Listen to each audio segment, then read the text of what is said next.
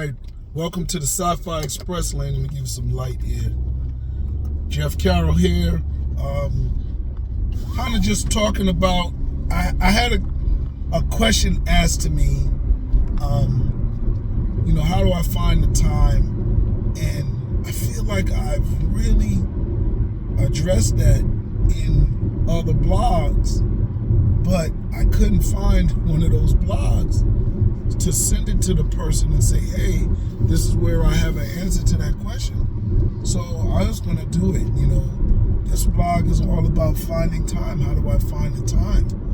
And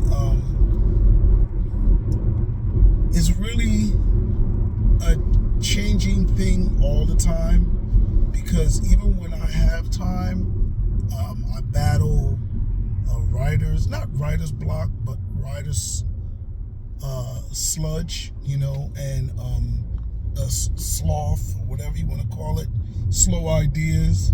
So some of the same things that I employ when I deal with writer's block and slow ideas are the things that I do to get so many different things done. Okay, I know that sounds crazy. When you get overwhelmed, you do more things. No, my God, that's not necessarily it. But when I think of ideas, sometimes I'll get to a point in a story where I want to give it space to breathe and let another idea jump into my mind that solves the problem. So what I do is I'll work on something else. Many times it is just graphic design on Photoshop, but it also is other ideas and other stories. How I do all of these different stories is I keep files. When I first started thinking of stories, I brainstormed, and I liked about 80% of the stories that I thought of. And I was like, God dang.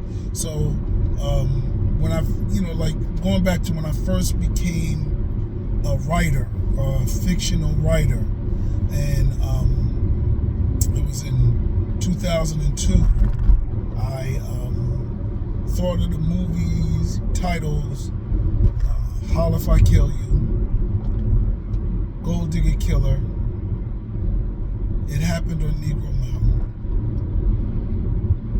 Boxed In, and I already had Vamp by Vamp, but then I also thought of 40 Ounces of Death. And all of those, with the exception of Boxed In, are in some form of availability. Vamp by Vamp, 40 Ounces of Death, they both got like 10-page comic strips, but I have full graphic novels ready to go. Really just waiting on the money and match illustrator with them. But Gold Digger Killer became my second movie. Holler If I Kill You was my first movie. It Happened on Negro Mountain was my first book to get a publishing deal. So, things have happened, but, all those ideas came at once, and I did not develop all of them at once, but I got the story ideas out of my head. I remember I used to travel with a book of synopses, maybe 20 stories. I went to the film festival. I was like, yo, dude, I did this movie. I can do these stories. If you like any of them, you let me know. And believe me, some of them are still haven't been done with, but they're still good stories, fun stories. A lot of them was horror, and I tried to differentiate my story ideas, try to write space, post-apocalypse, and stuff like that, as opposed to just everything being horror, sword and soul, but that's one way that I did it, taking things gradually, exploiting every stage in the writing process. So you have the idea generation, which would be the synopses. Then you have the outlining, and then you have the scene by scene writing. And when I write a book, usually that's all I'm doing. But when I'm writing comic books, I'll take a break in between stages. If I write the idea, I may take a break before I write the outline. After I finish the outline, I may take a break before I write the script. And same thing with film. Sometimes if I do everything all together for one idea, I feel like my ideas either move slow and I waste time, or they're rushed and I like to second and third guess myself, so I like to have ideas settle on me.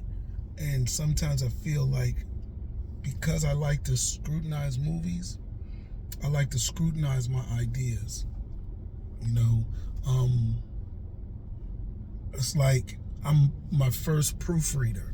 So if I think of an idea, I'll go back and that night I'll think about it. If it's a major thing, if it's a small thing, it is what it is. I'm not really noticing it's not that big of a deal. But if it's a name of a city or a direction that the character goes in, they do something major, yeah, I'm going to review that, before I get to the writing process. By the time I get to the writing process, only thing I have left to write is the lines, because pretty much the actions of the characters are already told. When I get to the writing process, it's just the lines. And really, comic books is just not lines in the script. Once you get the how do you call it, the choreography of the story down, it's just lines. But it's important because as a novelist, you always wonder show and tell. So when I write my comic books, I'll get a chance to show in a different way than in words. That's really crazy, in words that you have to show and tell. But in comic books, you get to tell in a different way because the pictures are showing. So you have to balance that. And it's beautiful when you have pages that don't have any lines, but some comics, they have certain writer style. They have lines on every page, on every panel. You know what I'm saying? Even if it's a sound effect, there's something, and I kind of like that. So my balance in comic books of showing and telling is different. In film, it's like a montage. If you're going to do showing, then it's a montage. You'll see like the guy, killer, getting their preparation together. They're assembling their weapons. Somebody driving through the cars. Usually something like that. That is a montage.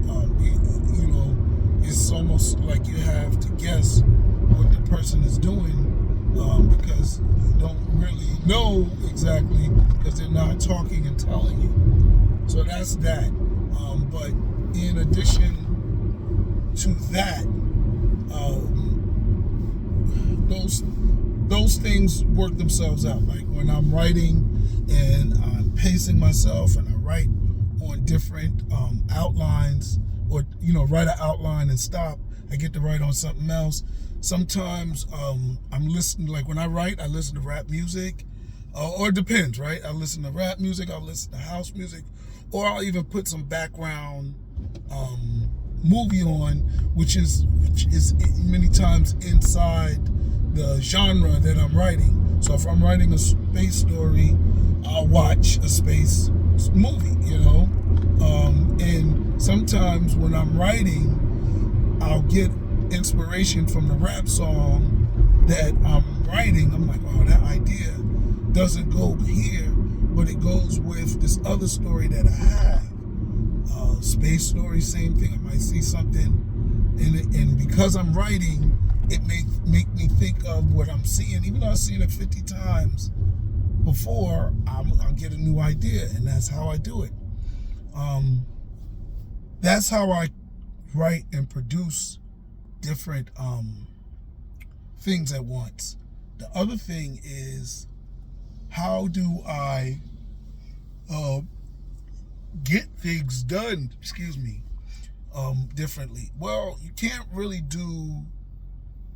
write two books at once. It's really not going to happen. But many times people think you get a lot of books done just because you write fast. And I'm a fast writer, per se. I remember I didn't know how fast I should try to get myself to write.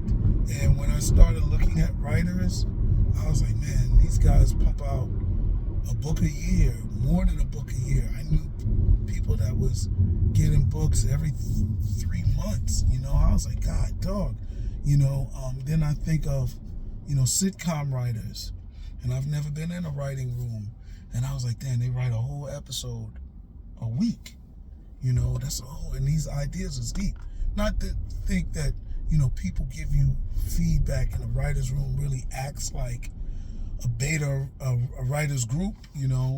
A writer's group is really like a writer's room, and that you get all this amazing feedback, and you're not the one writer that thinks of everything every week.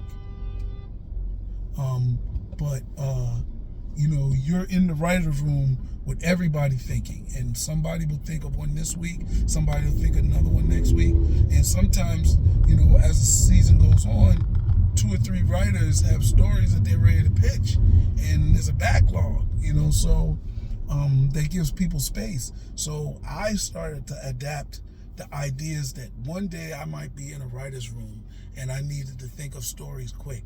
So I never adapted the write one book a year philosophy. And a lot of those writers who write one book a year really take time working it out. I remember talking to Stephen Barnes, and he really took time with his Mace Windu book. He had a chapter he was showing me at Comic-Con. He was asking me questions about it, and that was his style. And maybe that's an old school thing. Maybe I'm part of this e-publishing era. I remember when I first wrote my first book, Thug Angel. I wrote it on paper, and I would write it on paper, let my wife read the book, right? The chapter, and then I would type it up. And then, it got to the point where I would write it, then type it and let her see it, then go back and make corrections. And my writing got better, so I was able to type and correct. And then I remember writing my first book on the computer. And I was like, oh man, it felt so weird. I remember I wrote my first screenplay on the computer. It felt so weird. It saved time. But mind you, there's something with writing that allows you to think in a different way. And that's part of people's writing process.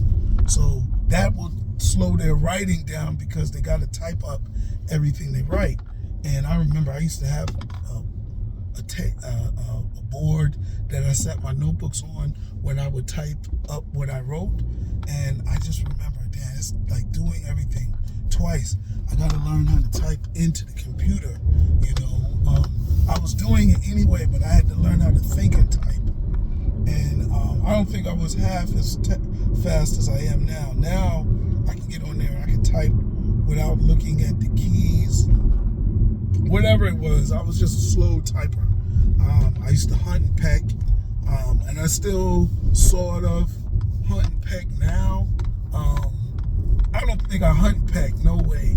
I'll say that I don't use the same home structure that we were taught to use, even though I do use the same one sometimes.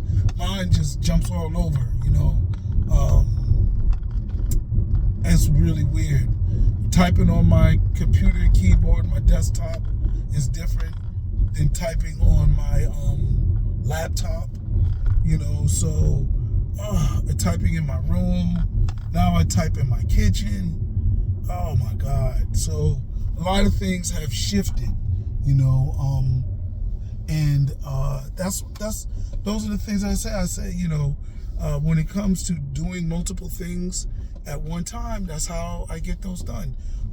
Anyway, comic books, I have multiple illustrators working on different projects because it takes an illustrator a lot longer to write, to illustrate a book than it takes me to write it. So that's how that gets done. And as far as film, you can't shoot necessarily 2 movies at the same time, or more than 1 movie, but I did. I shot I shot the Black Nun and Conjuring Baba at the same time. And how I did that is really, it takes a lot of planning and overlapping scenes or locations. So we had a talk show scene that was the same set in both stories, and we had locations that overlapped. All right, so that's how I did it. This is Overtime, so like, subscribe, share, and comment.